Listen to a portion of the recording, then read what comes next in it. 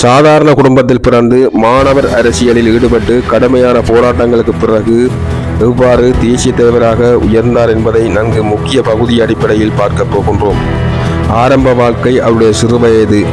கல்வி கற்று மாணவராகி அதன்பின் அரசியல் சார்ந்த விடயங்களில் பணியாற்றி நாடாளுமன்றத்துக்கு செல்வதற்கு முன்பு ஜேவிபி தலைவர், இப்பொழுது என்பிபி ஜனாதிபதி தேர்தல் கொள்கைகள். அவருடைய பிறந்த ஆண்டு 1968 நவம்பர் மாதம் 24ஆம் தேதி தம்புதேகம அனுராதபுரம் மாவட்டத்தில் பிறந்தார். தந்தை ஒரு சாதாரண தொழிலாளர், அதேபோல் தாய் ஒரு வீட்டு வேலைப்பாட்டி. அவருடைய சிறுவயது வேலைகள் வீட்டு தோட்டங்களில் விவசாய உதவி செய்தல், நெல் அறுவடை, பசுமை வயல்கள் பராமரித்தல், அருகிலுள்ள சந்தைகள் மற்றும் சிறு கடைகளில் வேலை செய்தல். அப்படியாக அவருடைய வாழ்க்கை பயணம் தொடர்ந்து கொண்டிருக்கையில் புகையிரதங்களில் கடலை வியாபாரம் செய்வது, கச்சான் விற்பது போன்ற தொழில்களில் ஈடுபட்டு கொண்டிருந்தார். எப்படியாவது சிறு வயதிலே எப்படியாவது பணத்தை சம்பாதிக்க வேண்டும் என்று ஒரு ஆர்வம் கொண்டவர். அரசியல் கொள்கைகளுக்கும் சமூக அணுகுமுறைக்கும் அடித்தளமாக இருந்தது.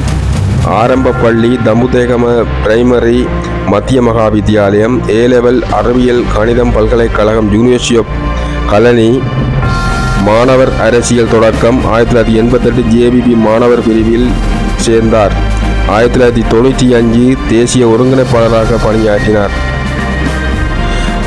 உறுப்பினர். மாணவர் காலத்தில் சமூக நல அரசியல் செயற்பாடுகள், பொதுநல திட்டங்களில் ஈடுபட்டார். இதன் மூலம் அவர் அரசியல் அனுபவம், வன்முறை எதிர்ப்பு, சமூக நீதி ஆகியவற்றை கற்றார். 2000 ஆண்டு ஜேவிபி நேஷனல் லிஸ்ட் மூலம் நாடாளுமன்ற உறுப்பினர். 2004 குர்நாகல் மாவட்டத்தில் வெற்றி பெற்று வேளாண்மை நிலம், மாடு மற்றும் நீர்ப்பாசன அமைச்சராக தெரிவு செய்யப்பட்டார்.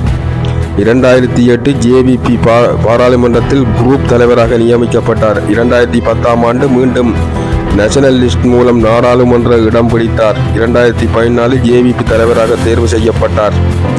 2015-2018 நாடாளுமன்ற காலத்தில் அவர் ஊழல் எதிர்ப்பு நடவடிக்கைகள், சமூக நீதிக்கான சட்டங்களை ஆதரித்தல், வன்முறை சமாச்சாரத்தை நிராகரித்தல். 2019 என்பிபி உருவாக்கம்.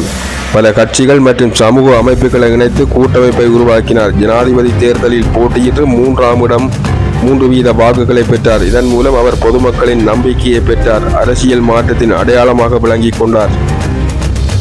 என்பிபியின் கொள்கைகள்: ஊழல் எதிர்ப்பு, பொருளாதார மீட்பு, சமூக நல திட்டங்கள், வன்முறைக்கு எதிரான நிலைப்பாடு.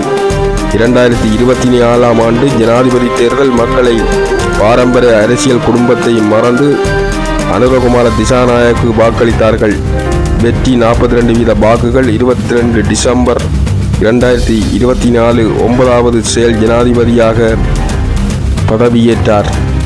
அரசியல் மாற்றம், மக்கள் நம்பிக்கை, புதிய அரசியல் கட்டமைப்பு. வெற்றியின் முக்கிய காரணிகள்: சமூக நல திட்டங்கள், வன்முறைக்கு எதிரான நிலைப்பாடு, நேர்மையான அரசியல் கொள்கைகள், ஊழலுக்கு எதிர்ப்பு, வெளிப்படையான அரசு, பொருளாதார மீட்பு, மக்களின் சமத்துவ வாய்ப்பு. சாதாரண குடும்பத்தில் பிறந்து கடுமையான உழைப்பின் தேசிய தலைவராக உயர்ந்தது அனுரகுமார திசாநாயக்காவின் பயணமாகும்.